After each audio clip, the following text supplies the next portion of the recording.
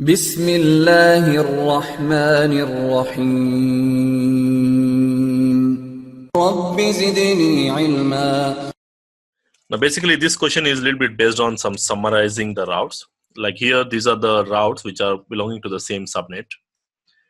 Now in this, if you try to see the 25.20 is a network ID. And of course 25.16, I'm writing in a sequence order. The ascending order we can say 25.24 and then 25.28. So these are actually /30 subnets. Mostly the WAN interfaces which are used in the WAN interfaces normally. Now our requirement is you want to make them or group them as one single address, one address. So if you observe here, the address is starting from 16 and ends on where? 28, 29, 30, 31, 31. So which means it's going to start on 16 and ends on 31. So which means group of how many addresses? Group of 16 addresses. So 16 means what will be the power value? It just kind of reverse kind of subnetting. 16 addresses means 2 to the power of 4 is 16. Which means host bits are how many? 4, which means it's going to be /28, right? Because 28 plus 4.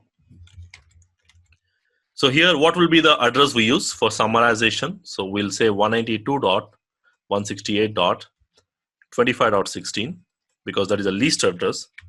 So basically out of this, you can figure out the least. So which means out of these two, anyone can be the correct. The least address, which starts with 16.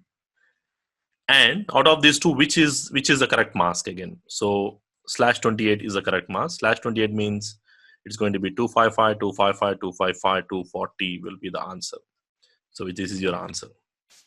So which means this is your option. So basically, it's all about subnetting.